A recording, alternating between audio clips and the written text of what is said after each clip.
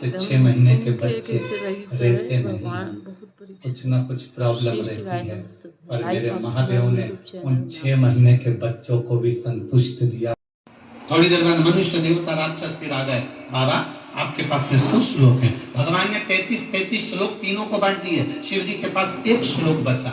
थोड़ी देर बाद मनुष्य देवता राक्षस फिर आ गए, बाबा आपके पास में 1 श्लोक है। शंकर भगवान ने सोचा श्लोक 1 है, लेने वाले 3 हैं, इनको बांटू कैसे? तो समझ में आया कि जो श्लोक लिखा था वो अनुष्टुप छंद का था। संस्कृत के अनुष्टुप छंद में 32 अक्षर होते हैं, तो शंकर भगवान ने 10-10 अक्षर तीनों को बांट दिए। शिव जी के पास में मात्र 2 अक्षर बचे।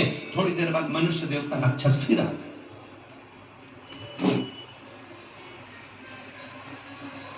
थोड़ी देर बाद मनुष्य देवता राक्षस फिर आए और आकर कहा, बाबा आपके पास में 2 अक्षर हैं, वो हमको दे दीजिए।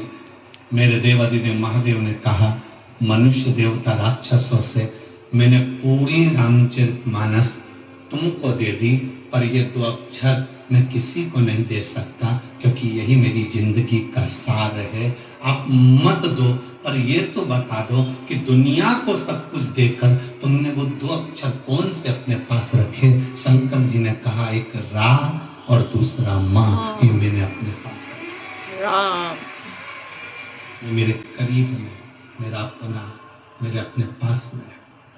एक रा और दूसरा राम, राम मेरे माँ को बाबा लंका दिया है, भस्मासुर को तूने कंगन दिया है, उसी ने तेरा पीछा किया भोले बाबा,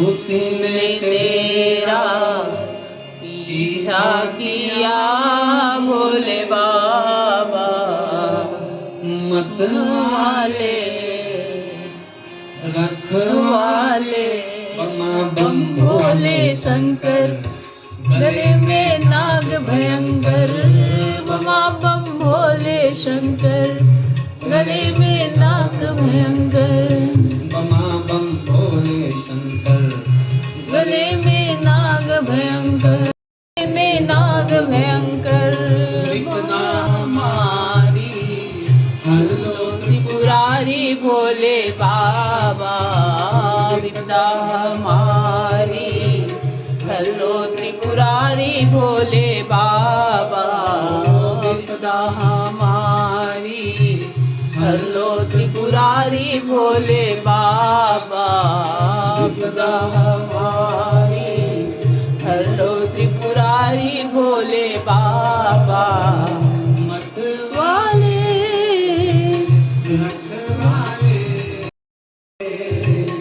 रखवाले बम भोले शंकर, गले में नाग भयंकर, बमा बम भोले शंकर, गले में नाग भयंकर, बमा बम भोले शंकर, गले में नाग भयंकर, बमा बम भोले शंकर, गले में नाग भयंकर। तुम्हें कोई 7 लाख रुपए दे दे और भगवान का इन दोनों में से कुछ चुन ले, 7 लाख चाहिए कि 7 दिन की उम्र? 7 दिन बाद या तो तुझे मरना पड़ेगा, या तू 7 लाख रुपए ले ले, या फिर अपनी 100 साल की उम्र ले ले। बताओ क्या चुनोगे? 7 दिन की उम्र है और 7 लाख रुपए मिल रहे हैं, तो वो 7 लाख रुपए का करोगे क्या अगर जिंदा ही नहीं रहोगे? अगर जीवित ही नहीं रहे, ये शरीर ही नहीं रहा, तो फिर तो उम्र का क्या करोगे आप? उस उम्र से क्या मतलब? 7 लाख से क्या मतलब है? क्या मांगोगे? बाबा 7 लाख आप रख लो, हमको सबसे पहला दीजिए निरोगी काया। अगर हमारी काया ठीक होगी ना, तो हमें 7 लाख रुपए का भी प्रयोग करेंगे, बादाम लाएंगे खाएंगे, काजू लाएंगे खाएंगे, भोजन लाएंगे, खाएंगे तो मतलब का, गाड़ी लाएंगे, घूमेंगे तो मतलब का। पर वो 7 लाख का करें क्या जब उम्र ही नहीं तो। महापुराण की कथा क्या कहती है, भगवान शंकर का चरित्र क्या कहता है कि प्रतिदिन ऐसे जियो, रोज की जिंदगी तुम्हारी ऐसी जियो, प्रतिदिन की जिंदगी तुम्हारी ऐसी जियो कि कल आएगा कि नहीं आएगा पता नहीं, आज ही फुल एंजॉय में जीना, फुल एंजॉय।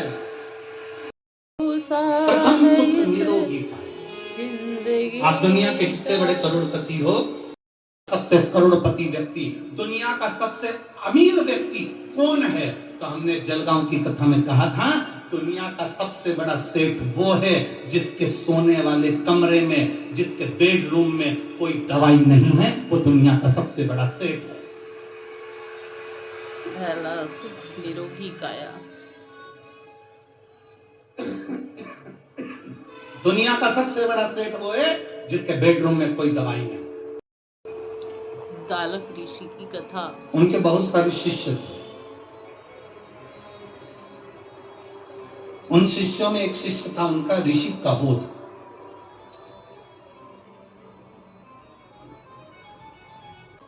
उद्दालक ऋषि की एक बेटी थी जिसका नाम था सुजाता।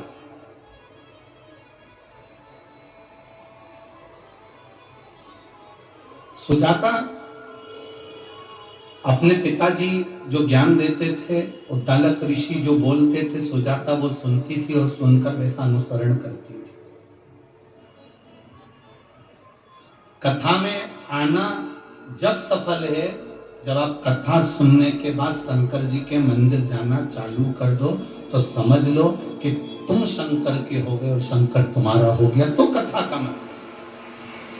यहाँ इतने लोग कथा को श्रवण करने आए, प्रतिदिन का नियम होना चाहिए कि मुझे शंकर के हाथ पर 1 लोटा जल चढ़ाना है, कोई संकोच नहीं। उद्दालक ऋषि ने अपने शिष्यों को समझाया था कि दुनिया में निरोगी रखने के लिए काया, शरीर अगर निरोगी रखना है तो महादेव के चरणों की प्रीत करना पड़ेगी, शंकर भगवान पर जल चढ़ाना पड़ेगा। ये उद्दालक ऋषि अपने शिष्यों को ज्ञान दे रहे थे और सुजाता ने सुन लिया। सुजाता सुनी। जब सुजाता ने ये सुना कि महादेव का भजन निरोगता देता है, रोग से मुक्त कर देता है, निरोगता,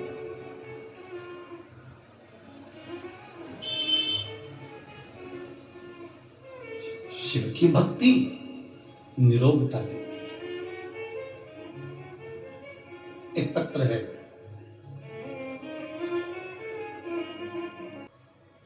उद्दालक ऋषि ने विचार करा कि मेरी बेटी का विवाह किसके साथ करूं। इतने सारे शिष्य थे, उसमें से एक शिष्य था काहोद। काहोद ऋषि के साथ सुजाता का विवाह कर दिया। सुजाता और काहोद दोनों साथ रहने लगे। बेटी ने अपने पिता के बतलाए हुए ज्ञान को इतना धारण कर लिया था, सुजाता ने इतना ज्ञान को धारण कर लिया था, इतना धारण कर लिया था कि उसका जो गर्भ ठहरा, गर्भ में जो बच्चा था, जब काहोद ऋषि सुजाता का पति जब कहीं अपने ससुर के कहने पर, जब ससुर आते नहीं आश्रम को संभालने के लिए, विद्यार्थियों को पढ़ाने के लिए, और कह देते काहोद जाओ आज तुम शिष्यों को पढ़ाओ, तो काहोद ऋषि जब अपने शिष्यों को पढ़ाते ससुर के कहने पर, तो जो धर्म पत्नी थी उसके गर्भ में जो बच्चा था, काहोद ऋषि एक श्लोक बोल दिए। श्लोक जैसे ही बोला तो गर्भ का बच्चा बोला कि ये श्लोक गलत है, इसको सही करो। गर्भ का बच्चा बोलता है ये श्लोक गलत है, इसको सही करो। काहोद ऋषि को क्रोध आ गया, अपनी पत्नी को घूर कर देखा क्रोध में कि मेरे पत्नी के गर्भ में जो बच्चा है वो भीतर से बोल रहा है। काहोद ऋषि को क्रोध आया और हाथ में जल लेकर उसने श्राप दे दिया कि मेरी पत्नी के गर्भ में जो बच्चा है वो विकलांग पैदा हो।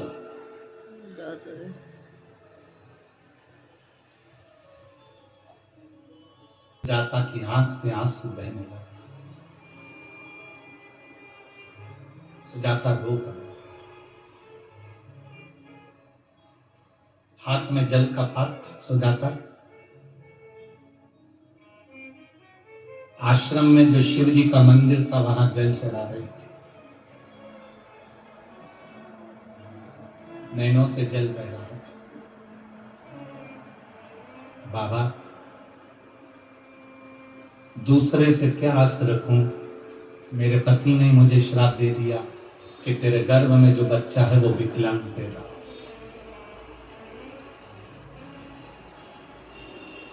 अब श्राप तो कभी गलत नहीं हो सकता। बाबा,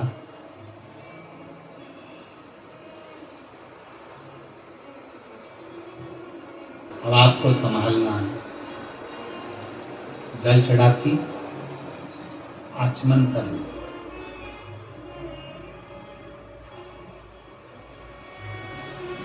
कभी आपने देखा होगा, आप लोगों में से कितने लोगों ने देखा, सुनने के बाद हाथ उठाना, अभी नहीं हो, कितने लोगों ने देखा किसी को ये कार्य करते हुए? कभी आप लोगों ने देखा होगा कि जैसे ये शिवलिंग है, ये जलाधारी है, सामने से पानी बहता, यहां और यहां कई लोगों को आपने देखा होगा कि वो इस तरह से दबाते हैं। हाँ। जो शिवलिंग है, शिवलिंग जलाधारी, यहां से पानी बहता, ये गोल, और यहाँ पानी अपन चढ़ाते हैं तो पानी बहकर इधर निकलता। तो ये जो चरण जैसे बने, आप लोगों ने कई भक्तों को देखा होगा कि वो जल चढ़ाने के बाद वहां ऐसे ऐसे शिव जी के उन भाग को दबा। आप लोगों में किसी ने देखा है कभी? हाँ, मैं देखती हूँ, एक दो जन के बाद। शिव कृपा करो। देखा है सबने? वहां चरण को लोग ऐसा ऐसा धीरे धीरे दबाते। क्यों दबाते? कारण क्या? क्या कारण हो सकता है? 3 स्थान है, अलग महत्व देता है। और 40 गांवों की इस कथा में ये चरित्र निकला है, तो जरा अच्छे से समझ लो। 40 गांव की कथा, प्रभु श्री राम शिव महापुराण की कथा जो चल रही है, अवध में राम जी विराजमान होने वाले हैं, उसकी प्रतिष्ठा उत्सव के अवसर पर, उसको अच्छे से समझ। 3 जगह स्पर्श करने का फल क्या? एक, जहां से जलाधारी से पानी बहता है, जो गणेश और कार्तिकेय का स्थान है, उधर हम दबाते हैं, स्पर्श करते हैं, एक वो स्थान। दूसरा, बीच में जो अशोक सुंदरी की जगह है, वहां स्पर्श करते हैं। और तीसरा, जो गोल जलाधारी का जो भाग गोल है, हम उसका स्पर्श करते हैं। ये 3 जगह, अब उसको समझेंगे। 3 जगह स्पर्श का महत्व समझें। मान लो डॉक्टर ने कह दिया कि तुम्हारे गर्भ में जो बच्चा है उसके हृदय में छेद है, तुम्हारे गर्भ में जो बच्चा है इसकी धड़कन नहीं आई है, तुम्हारे गर्भ में जो बच्चा है वो मानसिक विकलांग लगता है, तुम्हारे गर्भ में जो बच्चा है, सोनोग्राफी करने के बाद में, अल्ट्रासाउंड करने के बाद में कोई डॉक्टर कहे कि तुम्हारा बच्चा ऐसा है, उस समय पर तुम्हें एक प्रतिक्रिया प्रारंभ करना चाहिए।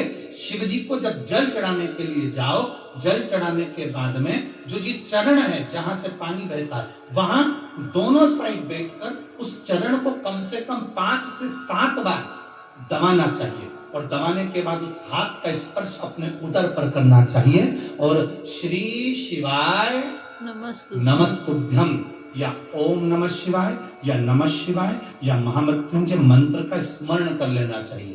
15 दिन के बाद वापस जांच कराओ, डॉक्टर खुद कहेगा कि अब तुम्हारा बच्चा स्वस्थ है, तुम्हारे गर्भ में जो बच्चा है वो स्वस्थ है। दूसरा शिवलिंग जलाधारी, दोनों चरण, बीच में अशुंदरी। दूसरा स्पर्श अशोक सुंदरी का। किसी लड़के की उम्र, किसी लड़की की उम्र 35 साल हो गई, 40 साल हो गई, 25 साल हो गई, 30 साल हो गई, विवाह का कोई योग नहीं बन रहा, ज्योतिष आचार्य ने कहा मंगल है, शनि है, पर ये राहु है, केतु है, सब बोल दिया। आप अपना जल चढ़ाओ महादेव को। जो लड़का लड़की है वो जल चढ़ाए, बेलपत्री का स्पर्श अशोक सुंदरी वाली जगह पर कर कर शिव जी को चढ़ाए और 2 मिनट उस अशोक सुंदरी की जगह का स्पर्श कर कर अपने मन की बात श्री शिवाय नमस्तुभ्यम कहकर या पंचाक्षर या षडाक्षर मंत्र कहकर उस स्थान का स्पर्श कर कर बाबा से विनती करें। 3 से 4 महीने में संबंध जमेगा ही, ये निश्चित है। स्पर्श उस अशोक सुंदरी वाली जगह का होना चाहिए। दूसरा स्पर्श। स्पर्श। तीसरा स्थान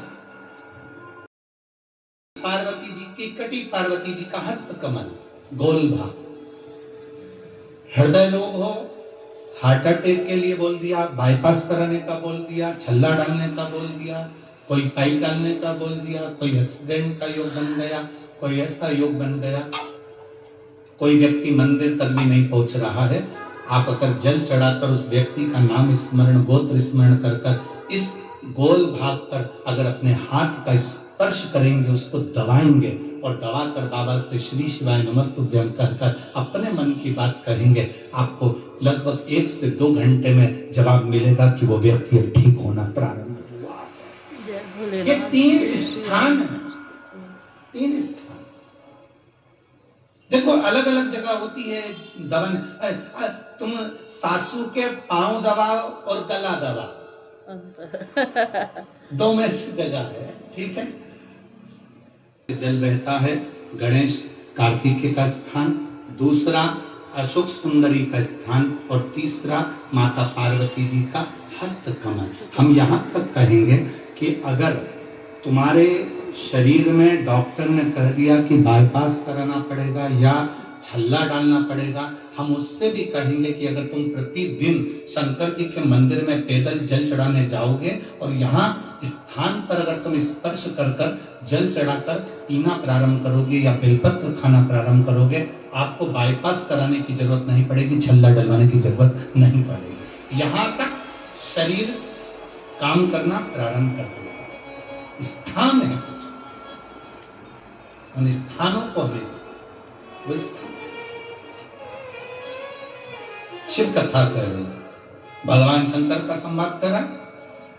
कहोद ऋषि ने अपनी धर्म पत्नी सुजाता को श्राप दे दिया कि तेरे गर्भ में जो बच्चा है वो विकलांग पैदा हो। पर जो शिव ने सोचा, रोती हुई सुजाता हाथ में जल लेकर महादेव को समर्पित करती है और चरण पकड़ लेती है। चरण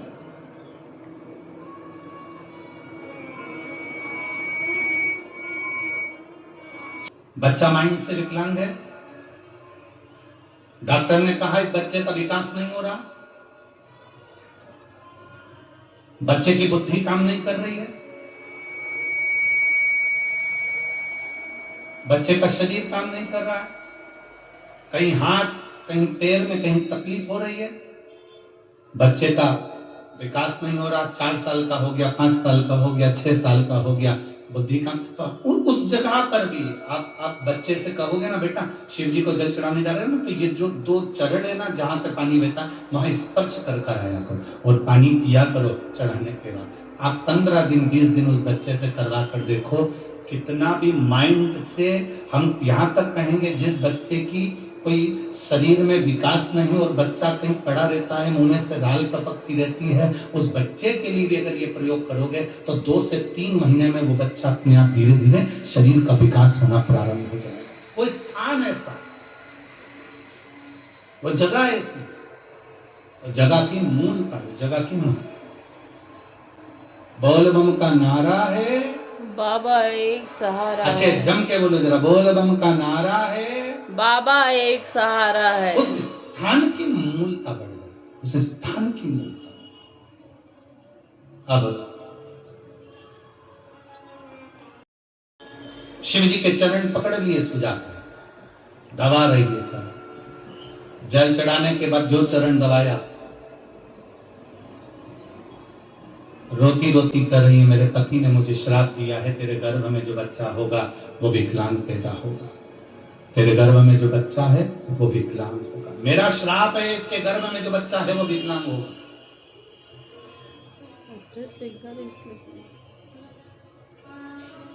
सुजाता आंखों से आंसू बहा रही है, नैनों से नीर बह रहा है, रोती जा रही है, भीतर से अश्रु बह रहे हैं।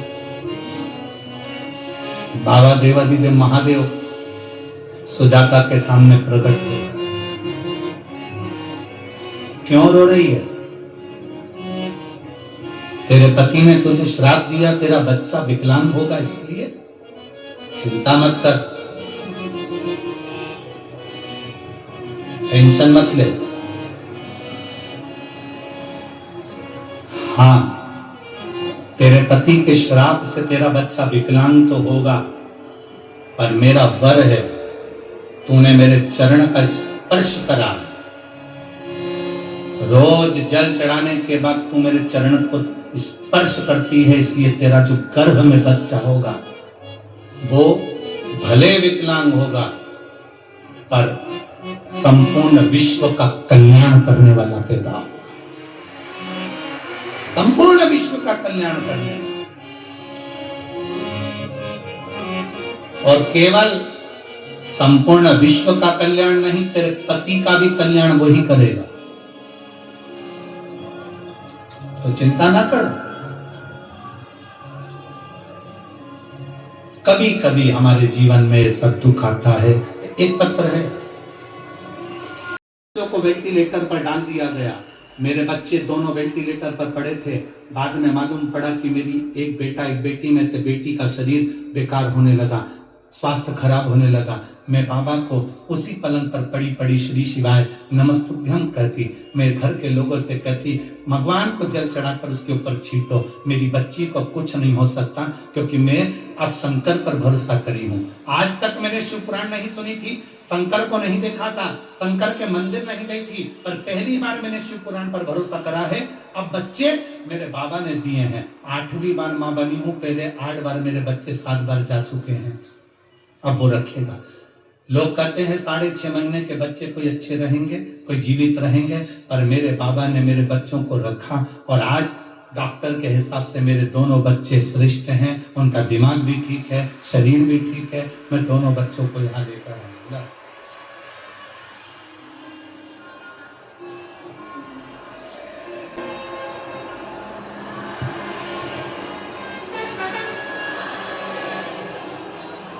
जय भगवान जय।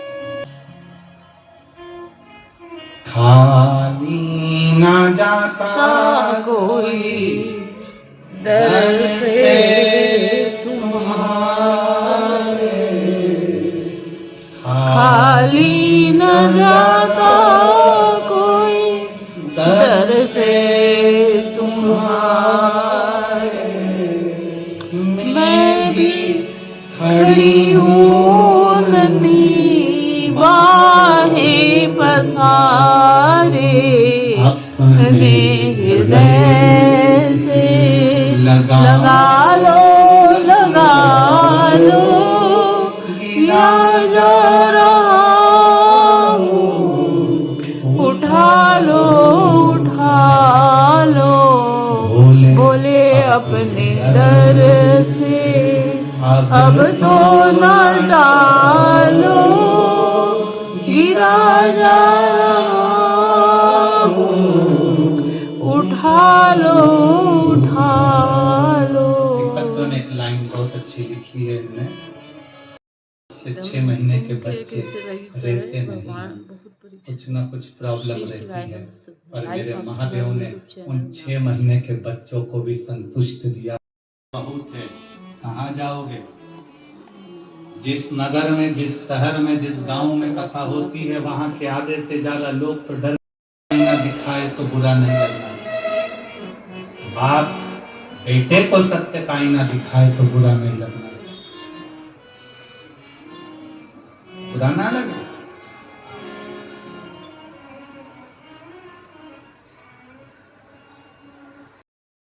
सत्यम शिवम सुंदरम। 5 दिन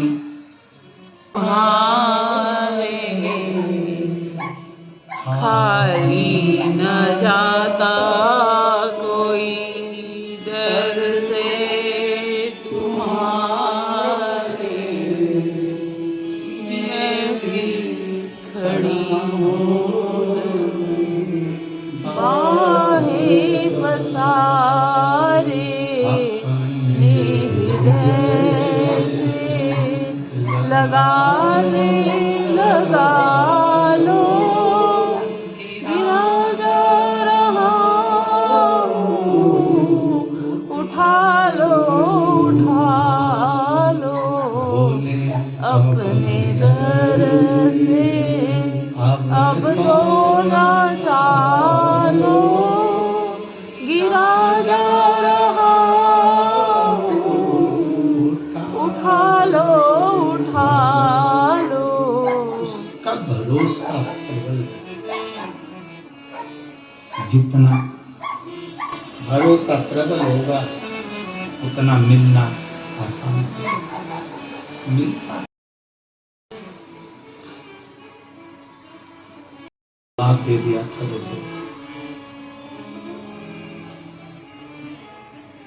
डॉक्टर ने जवाब दे दिया था कि ये ऑपरेशन के बाद भी ये ठीक हो जाए तो बहुत बड़ी बात है। पर वही डॉक्टर कहते हैं अब तुम्हारा बेटा ठीक है तो गुरुजी बाबा तो बाबा जी है, शिव तो शिव है। कथा तो एक बहाना है।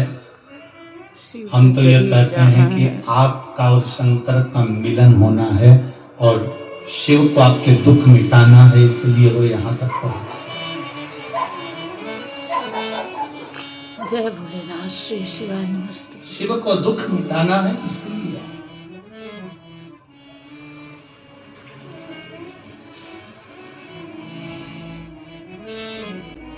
हमसे भी लोग कहते हैं, हमारे घर के भी लोग कहते हैं, बाहर के भी लोग कहते हैं, कुबेरेश्वर धाम पर रुका करो। क्यों जाते हो कथा करने के लिए? क्यों इतनी दूर दूर कथा करने जाते हो? सीओ रुको ना कुबेरेश्वर धाम पर, क्या करना? सारी दुनिया के लोग यहीं आएंगे, तुम्हें कहाँ जाने की जरूरत है? क्यों जाते हो? हम उनसे कहेंगे भाई मेरे राम जी तो अपने भक्तों के लिए 14 साल के लिए बन गए थे, मेरे राम जी तो बन गए, सबका दुख मिटाने के लिए ही तो गए थे। ये शिव महापुराण की कथा आपके बीच में अगर आ रही है ना, 40 गांव वालों, तुम्हारे बीच में अगर ये कथा आपके बीच में पहुंची है, कुबेरेश्वर धाम का वो शंकर अगर आपके बीच में आया है, शिव महापुराण आई है, तो समझ लेना तुम्हारे दुख को मिटाने के लिए आई होगी, तुम्हारी तकलीफ को। शिव जी ने कहा चिंता मत कर, मैं हूं, चिंता ना कर। जैसे उस माँ ने कहा 7 बार मेरे बच्चे चले गए और भगवान ने दिए तो 6.5 महीने के दिए, और डॉक्टर कह रहा है ये भी जाएंगे, पर बाबा ने उसको रखा। एक बेटी एक बेटा मेरे बाबा ने मुझे दिया। 6 महीने के बच्चे माओ से पूछो, वो बता सकती हैं कि 6 महीने का बच्चा कैसे ही रह सकता है, ये माताओं से पूछा जाए। पर बाबा बाबा है। अकाल मृत्यु वो मरे जो काम करे चंडाल का, काल उसका क्या बिगाड़े जो भक्त हो महाकाल का। जो शिव की आराधना में लगा, शिव भक्ति में लगा, वो कहां ना बचे। कहो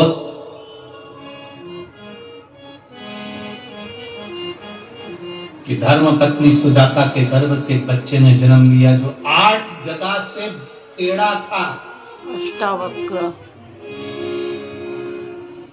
8 जगह से विकलांग था। उसका नाम अष्टावक्र जी रखा। वो अष्टावक्र जी 4 वर्ष की अवस्था धारण कर भगवान की भक्ति में डूब गए। इतने भजन करे, इतना तक साधना करा। एक बार अष्टावक्र जी को मालूम पड़ा, उनके पिता कहोद ऋषि राजा जनक के यहाँ पर गए और राजा जनक के यहाँ पर एक यज्ञ रखा गया था, जिस यज्ञ को करना तो था, पर उस यज्ञ का नियम था कि उस यज्ञ को करने से पहले बंदी ऋषि, एक ऋषि थे जिनका नाम था बंदी, वो ऋषि उसको शास्त्रार्थ में हरा दे। जो बंदी ऋषि को शास्त्रार्थ में हरा देगा वही इस यज्ञ को करा पाएगा, और अगर बंदी ऋषि शास्त्रार्थ में नहीं हारे तो जो व्यक्ति शास्त्रार्थ में हारा है उसको नदी में डूबकर प्राणों को त्यागना पड़ेगा।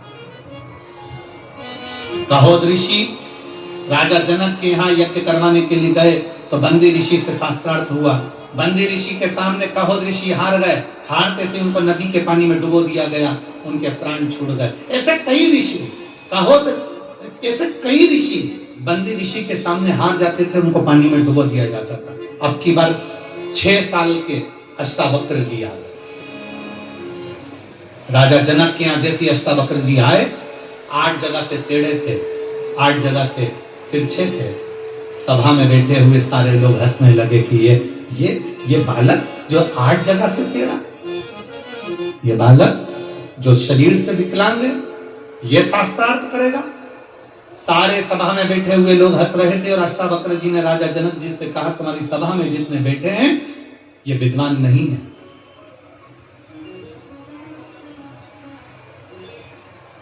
तुम्हारी सभा में जितने बैठे हैं ये विद्वान नहीं है।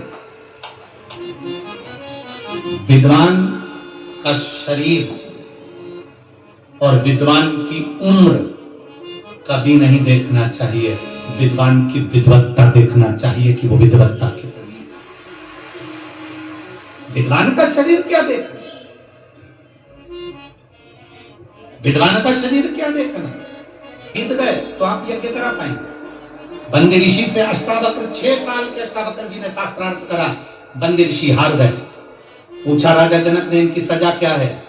जो सजा ये सारे ऋषियों को देते थे वही इनको दिया जाए, इनको पानी में डुबो दिया जाए। बंदी ऋषि को पानी में डुबोने लगे, हाथ जोड़कर बैठ गए बंदी ऋषि, मुझे पानी में मत डुबो। जितने ऋषि पानी में डूबकर मरे थे मैं उनको वापिस जीवित करता हूं, और हाथ में जल लेकर सबको वापिस उस नदी से बाहर निकाल दिया, जिसमें अष्टावक्र ऋषि के पिता भी थे। कहोद की आंख से जल बहने लगा अपने बेटे को देखकर कि जिस बेटे को मैंने विकलांग होने का श्राप दिया था, आज उसी बेटे ने मुझे वापस जीवित कर दिया। अष्टावक्र जी, मेरे बेटे ने मुझे बाहर निकाल दिया, मेरे बेटे को गले से लगा लिया, हृदय से लगा लिया। आज मेरा बेटा मुझे बचा लिया। जिस बेटे को मैंने श्राप दिया था, जिस बेटे को मैंने श्रापित करा था, उस बेटे ने मुझे बचाया। कभी कभी अपने कर्म पर भी अपन को रोना आता है कि मैंने गलत क्यों कर दिया। आप में से कई माताएं ऐसी बैठी और कई भाई ऐसे बैठे हैं, किसी को गाली देने के बाद, अपशब्द कहने के बाद में पछतावा होता है कि मैंने अपशब्द क्यों बोला, मैंने क्यों गुस्सा करा, मैंने क्यों क्रोध करा, मैंने क्यों आड़ा टेढ़ा बोला, मैंने क्यों किसी को अपशब्द बोला। हम किसी को पहचानते नहीं, हम किसी को जानते नहीं, हम किसी से उसकी बुराई करना प्रारंभ कर दी, हमने उसके लिए गलत बोलना प्रारंभ कर दिया, हमने उसके लिए मोबाइल पर गलत कमेंट्स करना प्रारंभ कर दिया। हम उससे मिले ही नहीं आज तक, हम उससे बात ही नहीं कर रहे आज तक। किसी ने किसी के लिए बुरा लिखा और तुमने उसके लिए बुरा लिखना प्रारंभ हो गया। अरे भाई, एक बार तो उससे मिलते, एक बार तो उससे जाकर बैठते, उससे चर्चा करते, इसके बाद अगर वो गलत होता तो तुम खूब कमेंट्स करो।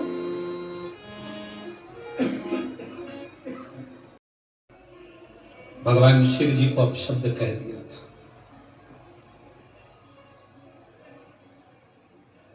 केवल एक कारण था, दक्ष प्रजापति ने भगवान शंकर को कहा कि तुम शमशान में निवास करोगे और मेरे घर के यज्ञ में तुम नहीं आओगे। शंकर जी ने करा क्या था? शंकर जी ने ऐसा काम ही क्या करा था जो उनके ससुर उनसे रूठे हुए थे? केवल एक काम भोलेनाथ जी ने करा था, दक्ष प्रजापति ने अपने दामाद अपने जमाई चंद्रदेव को रोग, काया का रोग दे दिया था और कहा था तेरे शरीर में काया का रोग होगा, तेरा पूरा शरीर गल गल के नीचे गिरेगा। काया का रोग,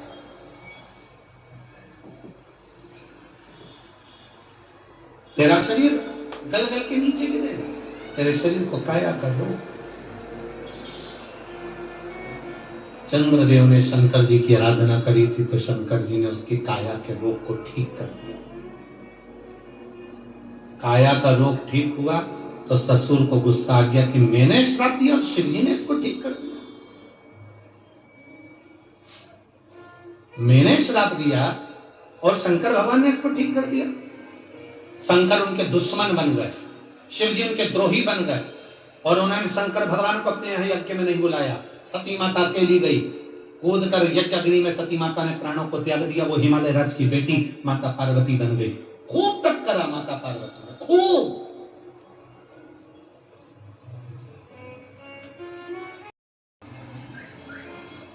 क्योंकि पत्ता खाकर, बेलपत्री के पत्ते को खाकर वो अपना तप साधना करती, उसका नाम अर्पणा हो गया।